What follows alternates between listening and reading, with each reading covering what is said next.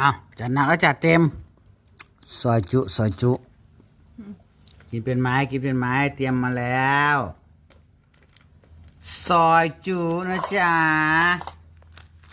อันนี้อะไรลาบเป็ดลาบเป็ดลาบหมู ลาบเป็ด ทีเด็ดลาบแปดลาบแปดสุดยอดเนื้อย่างเป็นเส้นเป็นเส้นเสือร้องไห้น่องลายอะไรว่าไปอย่างจิ้มข้าวเหนียวโจ๊ะผักด้วยรวมฮิต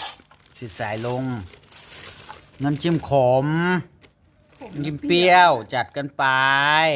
พี่ขอชิมให้มั่งมาเอาให้ร้องขอชีวิตกลับบ้านเลยของอร่อยจัดไปอย่าให้เสียทีเด็ดอนุมัติแล้ว100%มาดูกันโอเค